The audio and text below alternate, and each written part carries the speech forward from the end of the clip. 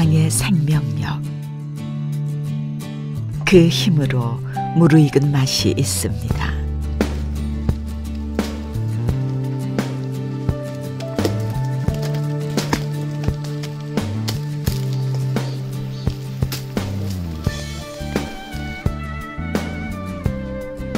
산과 강에 가로막혀 모진 세월을 보낸 강변 사람들에게 그것은 축복과도 같았죠.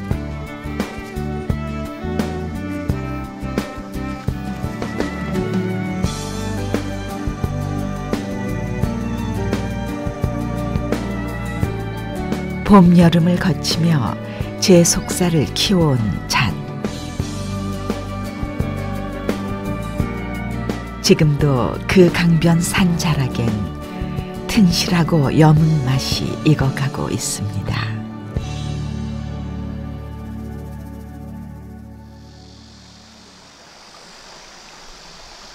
가평군과 강원도 춘천시의 경계를 이루는 북배산.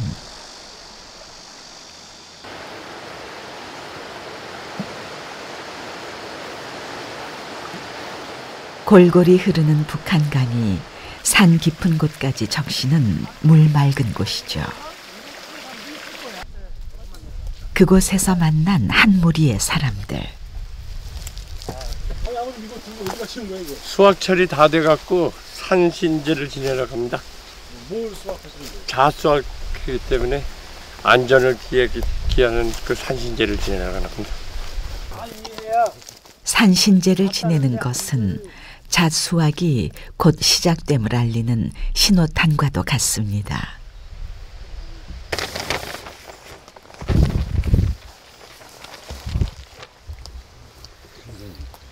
특히 목동리 주민들은 정성을 다하기 위해 수확 당일 제를 드리지 않고 전날 제를 드립니다. 올해 한 해도 아무 사고 없이 잣다는데 손톱 발톱 하나 안 다치게 해주십시오. 산신령님. 북배산 신령님이 연세가 높으셔서 막걸리 많이 못 드신다는데 오늘 좀 많이 드십시오.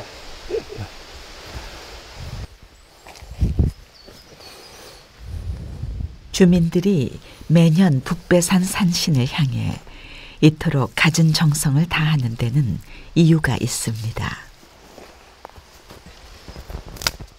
주민들의 작업장이기도 한 잣나무의 높이 때문이죠.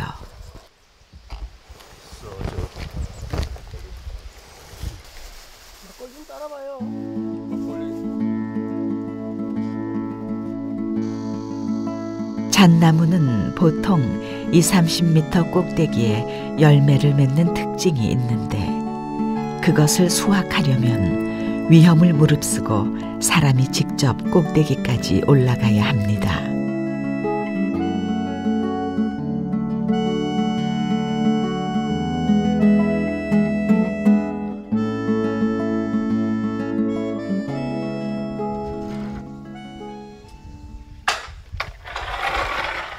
제를 드린 후 돌아와 곧바로 다음 날 작업 준비를 하는 것도 다 같은 이유에서입니다.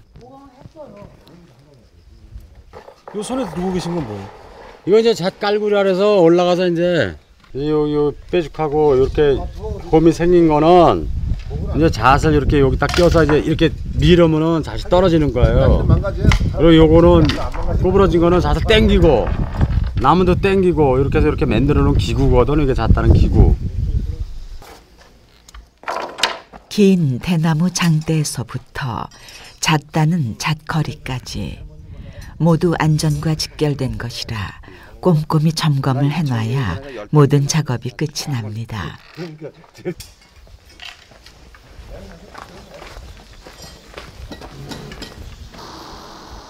다음 날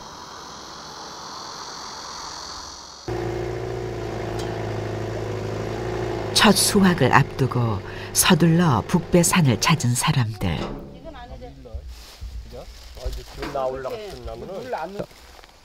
그런데 준비 과정이 여간 까다로운 것이 아닙니다. 이게 남해에 올라가는 기구인데 대개 여기서는 사갈이라 그래요. 사갈. 예, 사가리. 이게 나무 올라가는데 받침 역할을 해주고 미끄러짐 방지를 해주는 거죠.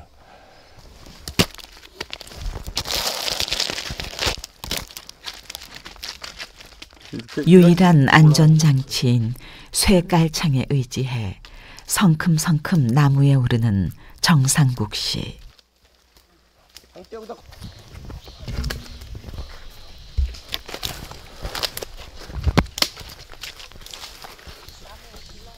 자칫 발을 헛디끼라도 하면 바로 사고로 이어질 수 있습니다.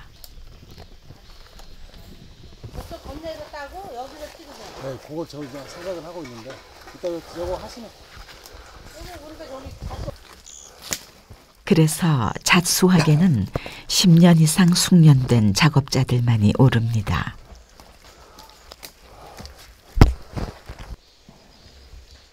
나무에 오른 지 채 5분이 안 돼 잣송이가 보이는 것이 드디어 20m 잣나무 정상 위에 다 오른 것 같습니다.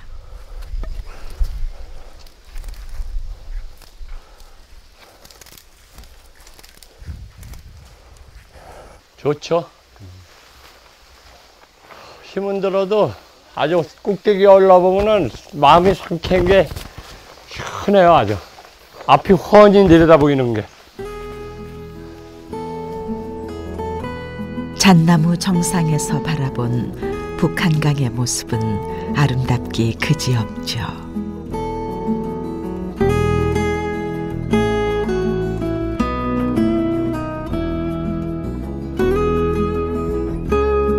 돌아보면 산과 물뿐이요. 척박한 산간에서 먹을 것 구하기 힘든 시절도 있었습니다.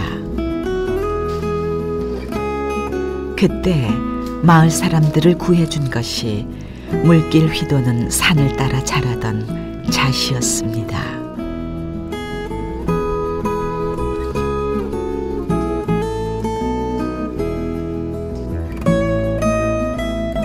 모진 세월을 가져다준 산과 강이 동시에 삶의 터전도 된 것이죠. 하지만 한 줌의 잣을 얻으려면 많은 수고를 견뎌야 했습니다. 하루 올라가면 많이 올라가야 한 20나무 정도 올라가요. 힘드시겠어 그래도. 힘들죠. 거기 비키세요. 잣 떨어지면 다리 다쳐요. 머리 다친다고요. 저절로 떨어지면 좋겠지만 낙과율은 고작 30%.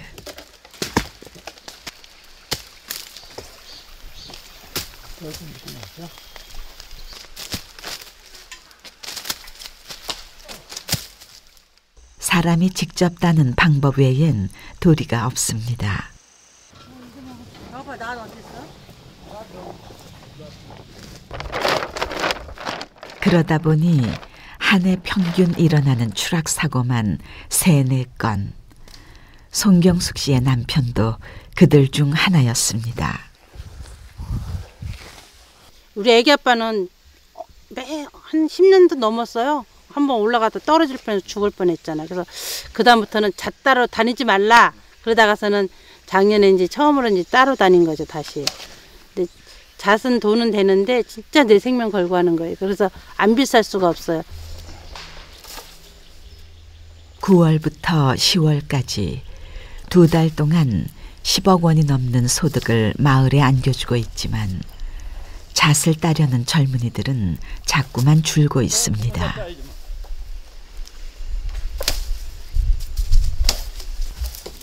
잣 따는 이들은 대부분 5, 60대. 아, 야, 어? 그 옆에 가도 있어. 어디 저텟나무? 어, 저텟나무. 그 많잖아 어디에도. 배가 끊길지도 모른다는 생각에 시도를 해본 방법이 있습니다. 옛날에 원숭이가 올라갔다 딸라고 해다 못 딴 거죠. 왜 못 땄어요?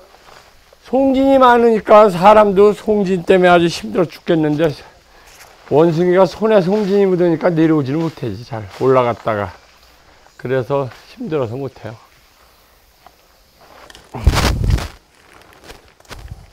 결국 원숭이도 실패해 못 따는 잣을 가평 사람들이 따고 있는 것이죠.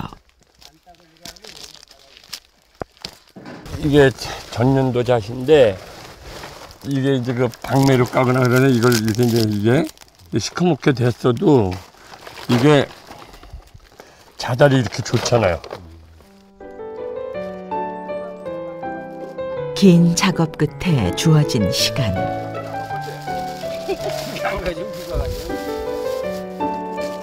워낙 고된 일이라 한 번 작업을 끝내면 충분한 휴식을 취해줘야 합니다.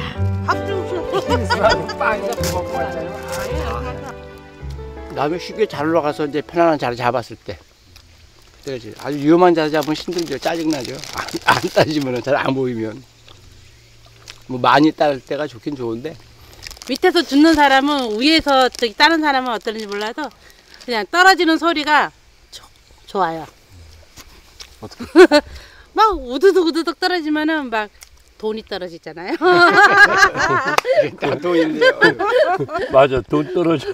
작년에 그거 한 송아리면은 보통 1,000원 넘었나? 한 송아리가? 작년에 초작에는 1,000원 넘었지. 주민들이 수확을 끝낸 자리에 호사를 누리는 녀석이 있네요. 잣도둑이라 불리는 청설모입니다.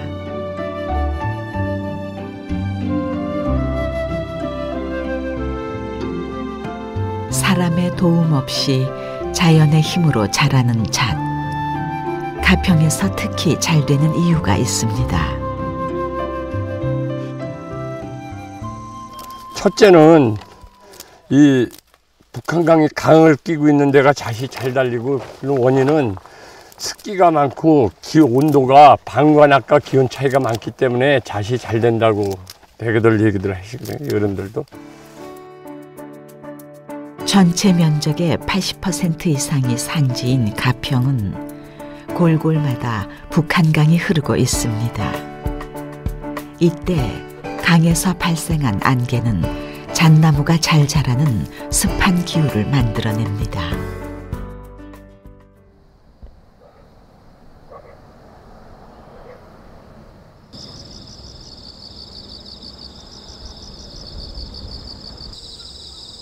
강물이 키우고 맛을 낸 가평의 잣.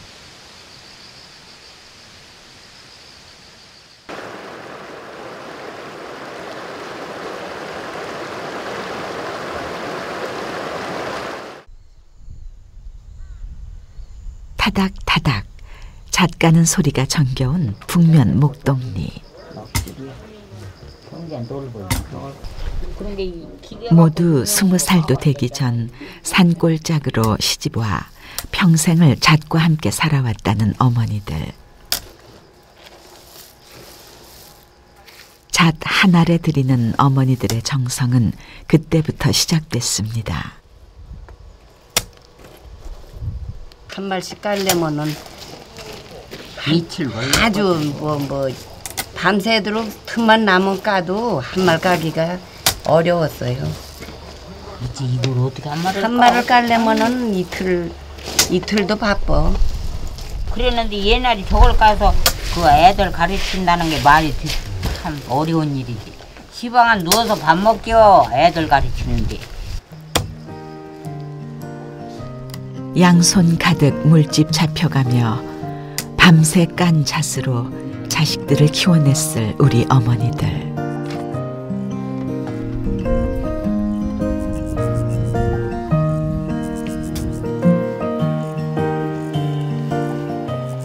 그땐 귀해서 내다 팔 궁리만 했지 당신 입에 넣어볼 엄두도 내질 못했습니다.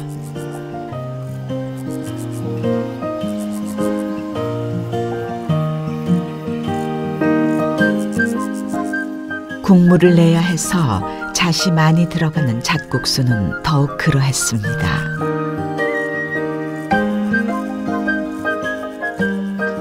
야, 무지 시원하다 이거.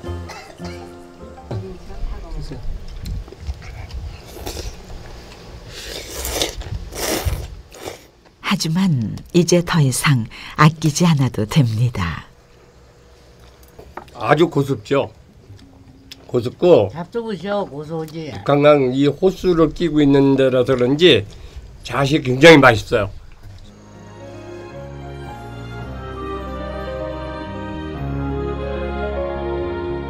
자연이 만들어준 천혜의 환경, 그리고 사람들이 흘린 땀방울이 모여 빚어낸 맛이 그 강에는 흐르고 있습니다.